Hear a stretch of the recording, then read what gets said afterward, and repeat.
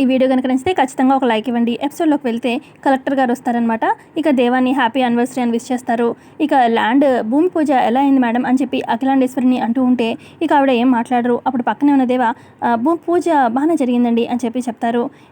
ఎల్లుండు minister గారు రాబోతున్నారు regular checking కోసం కలెక్టర్ గారు చెప్తూ ఉంటే అప్పుడు అఖిలాండేశ్వరి ల్యాండ్ గురించి మీతో మాట్లాడదామని యాక్చువల్గా ఆ ల్యాండ్ విషయంలో చిన్న ప్రాబ్లం వచ్చింది అనగానే ప్రాబ్లమా, అఖిలాండేశ్వరికి ప్రాబ్లమా, కొత్తగా వింటున్నాను, ఫస్ట్ టైం వింటున్నాను అని చెప్పి కలెక్టర్ గారు అంటూ ఉంటే అప్పుడు దేవా అంటారు యాక్చువల్గా ఆ ల్యాండ్ ఇప్పుడు మా దగ్గర లేదండి అని చెప్పి అనడంతో అప్పుడు ఇక కలెక్టర్ గారు ఇలా అంటున్నానని వేరేగా అనుకోకండి, ఎందుకంటే గవర్నమెంట్ ప్రాజెక్ట్ ఇది, ఇక అలాట్ చేసిన ప్లేస్లోనే ఖచ్చితంగా ప్రాజెక్ట్ కట్టాలి. ఇప్పుడు మీరు ఆ ల్యాండ్లో కట్టలేకపోతే మీకు ఆల్మోస్ట్ ప్రాజెక్ట్ మిస్ అయిపోయినట్టే, ఎందుకంటే అసలు ఆ ప్లేస్లో ఆ ఏరియాలో అక్కడ ల్యాండ్ మీకు ఉంది కాబట్టి ఆ ప్రాజెక్ట్ మీకు వచ్చింది, ఇక ల్యాండ్ లేకపోతే ప్రాజెక్ట్ మిస్ అయినట్టే అని చెప్పి ఇక చెప్పడంతో ఇక అందరూ షాక్ అవుతారు. అంతేకాకుండా కలెక్టర్ గారు ఇలా అంటారనమాట, ఇన్ని రోజులు గవర్నమెంట్ టైం వేస్ట్ చేసినందుకు మీకు ఇంకా పెనాల్టీ కూడా పడచ్చు. ఇక మీ శ్రేయోభిలాషిగా ఒక మాట చెప్తున్నాను, అదే ఏరియాలో ఆ ల్యాండ్ కాకపోయినా ఇంకో ల్యాండ్ అయినా మీరు అక్కడ చూసుకునేలా చూసుకోండి, నేను మినిస్టర్ గారితో మాట్లాడతాను, సరేనా, ఉంటాను అని చెప్పి ఇక కలెక్టర్ గారు వెళ్ళిపోతారు.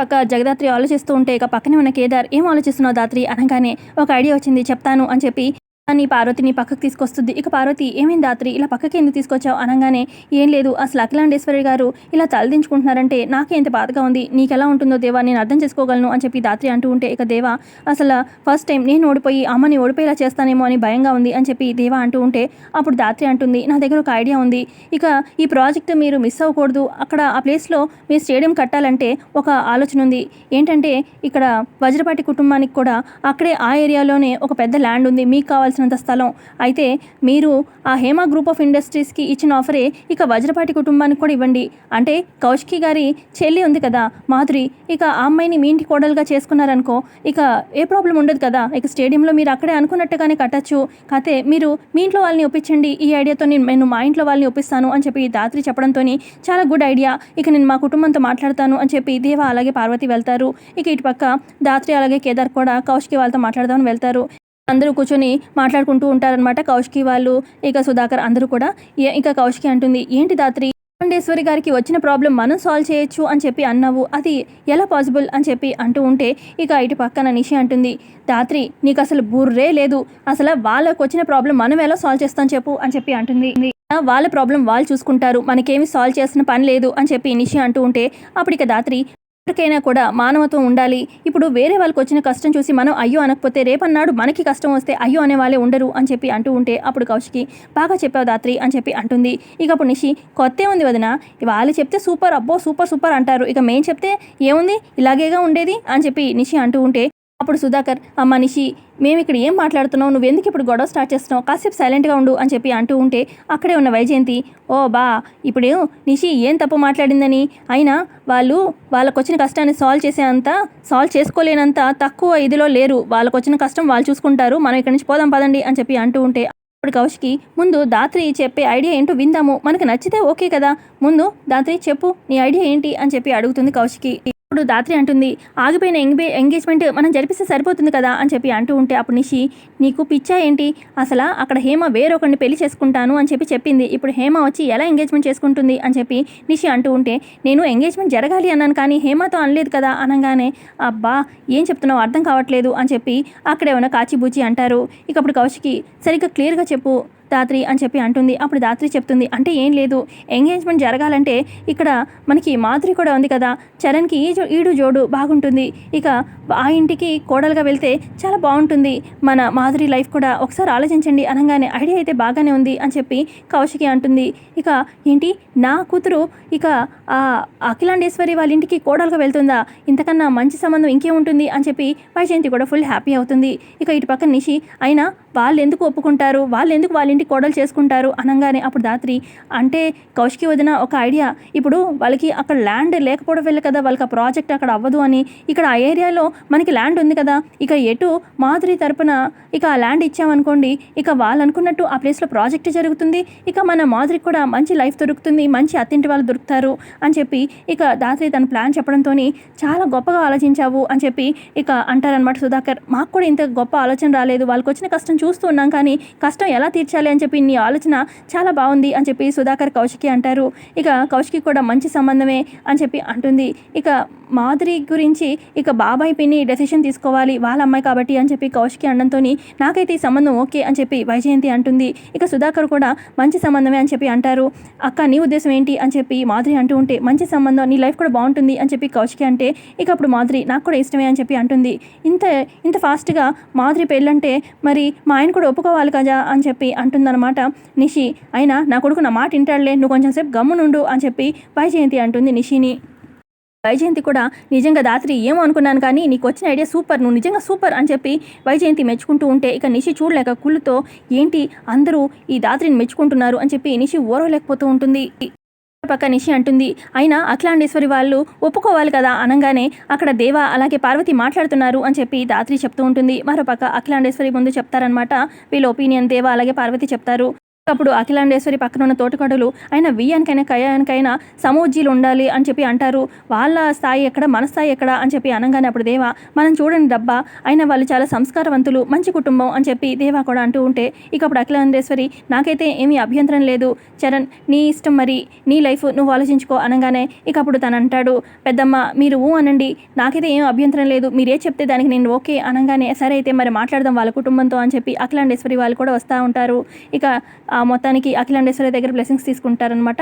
అంటే ఆ పెళ్లి కొడుకు అలాగే ఈ మాధురి ఇద్దరు బ్లెస్సింగ్స్ తీసుకుంటుంటే అప్పుడు అఖిలాండేశ్వరి ఏ ఇంటికైనా ఏ అత్తింటికైనా కోడలు ఇంటికి వచ్చాక పేరు ప్రతిష్టలు పెంచుతుంది, నువ్వు ఇంకా మా ఇంటికి రానే లేదు, రాకుండానే మా కుటుంబం ప్రతిష్ట పెంచుతున్నావు అని చెప్పి నువ్వు లక్ష్మీదేవికమ్మ అని చెప్పి అఖిలాండేశ్వరి మెచ్చుకుంటూ ఉంటుంది మాధురిని. వైజయంతి కూడా ఉంటుంది, అవునండి మా కూతురు పుట్టాకే మాకు ఇంకా బాగా కలిసి వచ్చింది, ఇది అదృష్టవంతులని తెలుసు కానీ ఇంత అదృష్టవంతురాలని అస్సలు ఊహించలేదు అని చెప్పి వైజయంతి కూడా అంటుంది. ఇక అక్కడున్న అఖిలాండేశ్వరి అంటుంది, మీకు పుట్టింట్లో మాధురి నువ్వు ఎంత సంతోషంగా ఉన్నావో అత్తింట్లో కూడా అంతే ఎక్కువ సంతోషంగా ఉంటావు అని చెప్పి అఖిలాండేశ్వరి అంటూ ఉంటే అప్పుడు సుధాకర్ అమ్మలాంటి మీరుండగా నా కూతురు సుఖంగా ఉంటుందని నేను నమ్ముతున్నాను అని చెప్పి సుధాకర్ అంటూ ఉంటాడు.